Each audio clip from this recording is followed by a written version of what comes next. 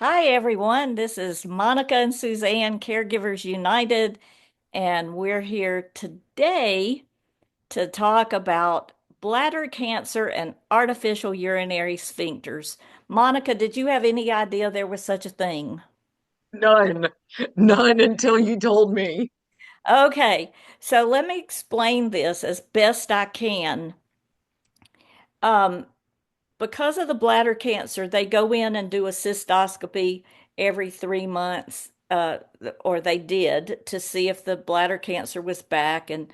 And because he has atrial fib, he's on Eliquis. So he's a bleeding risk, and he always bleeds after, and somehow he developed urinary, ur anterior urethral strictures.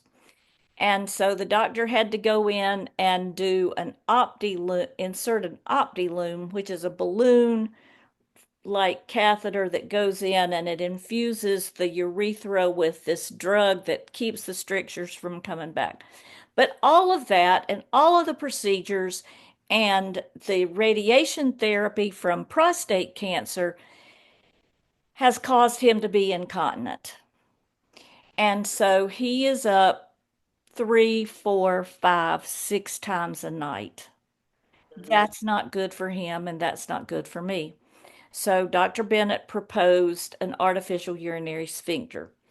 And what it does is it goes around the bladder, and there's a button that is in the scrotum somewhere that he pushes, and that releases the bladder. Oh, So wow. yeah, it's actually a pretty neat thing when it works. But because of the radiation therapy from the prostate cancer, the first one, there was a lot of erosion. And so he had a second one put in mid-March. Unfortunately, he had a lot of fluid develop in his uh, scrotal sac, and I kid you not, it was swollen like this. Uh, Wow. it was awful. You couldn't see his penis. It was that bad. And so Dr. Bennett put the catheter back in, and some of the swelling has gone down, but not all of it. And so we're dealing with that right now, which is just really horrible. Uh, I don't know, is Barry's UTI, is he colonized also? He is. Yeah, then that's something we live with. When you have urinary problems, you learn a lot about urinary tract infections and colonization. Well, Bob is colonized, and so unfortunately, we deal with that too. But right now, I'm trying to get him to rest and to get the swelling going down. He's extremely uncomfortable. He Mhm. uh, can't sit for long periods of time.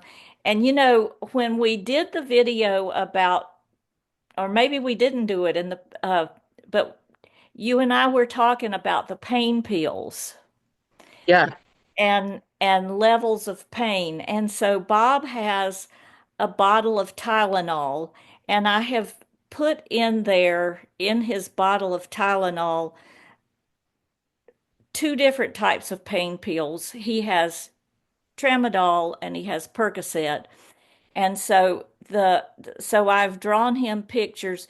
Take this if you need something more than Tylenol, and if that doesn't work, take this. Hmm. So that's pretty much how I got him out to Texas by himself, where he would go to my daughter's and rest, because I can tell him to rest at home, but he'll walk in the kitchen and he'll unload the dishwasher, even though the dishes in the dishwasher are dirty. Okay. Or he'll go clean out the cat box, something I'm perfectly capable of doing, you know. At least that's not an unnecessary thing that adds something else to it. But I need him to get better. You know, Yeah. I need to get him to where he can move without being in terrible pain. I Hmm. need to get him to where he can comfortably ride in a car. Right now, he's got uh, almost like he's got a rash because he's got so much pressure on that skin. So, um, Wow. and you don't want to put cortisone cream on, delicate tissues. Hmm. So I'm in a really frustrating place. It's been a month now, and he's not getting any better. What have the doctors said? Well, to rest. And so I sent him to my daughter's where I knew he would rest. And That's great. yeah, it was. It has been, and it's given me a few days by myself to where I could sleep all night, and I could. This is where uh, self-care for caregivers becomes important. And I'm lucky that I was able to do this because, um, you know, you and I have talked about caregiver fatigue. Early on, we did a video on this. Caregiver fatigue is like you're digging a hole. Hmm. That hole gets so deep, and one nap is not going to do it. No. 5 minutes of reading a book is not going to get you out of that hole. Nope. And You need sustained. yeah, Um, yeah. and sustained support. Hmm. Yeah. And it's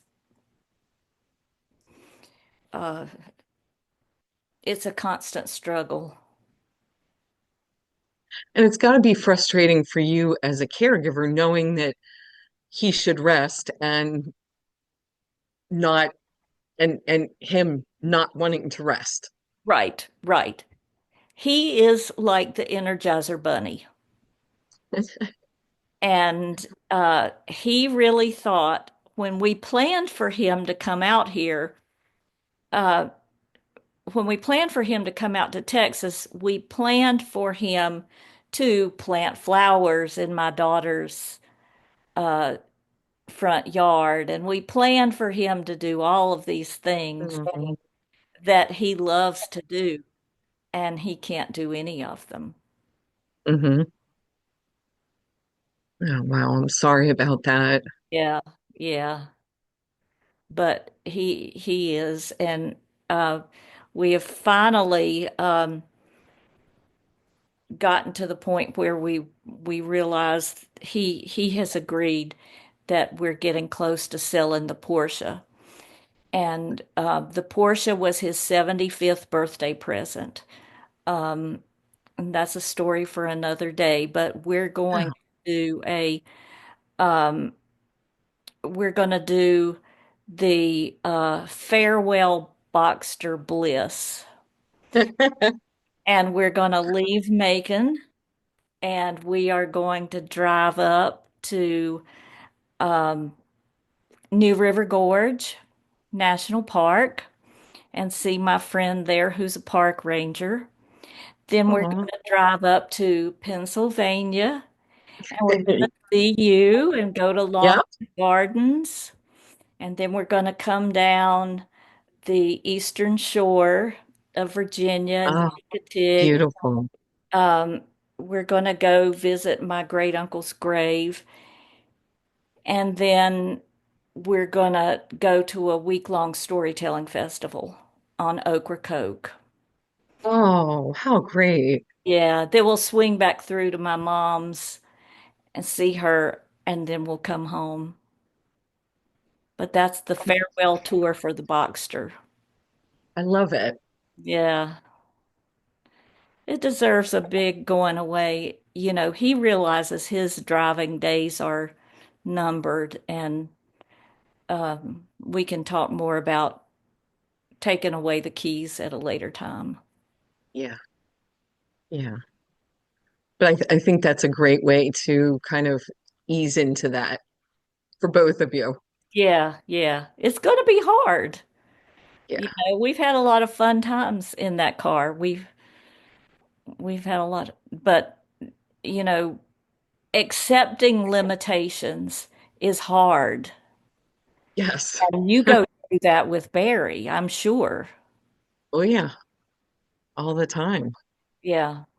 And um, I'm starting to see some dep signs of depression. Mhm. Wow. So, I I don't know what to say to that other than I understand where you're coming from.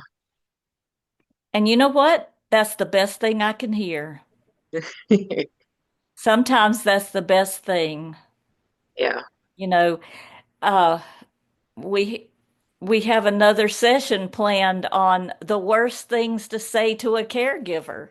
And so Oh, and there's plenty. there's plenty. So we'll save that for later. Definitely. All right. Thanks, everyone. Bye. See you later.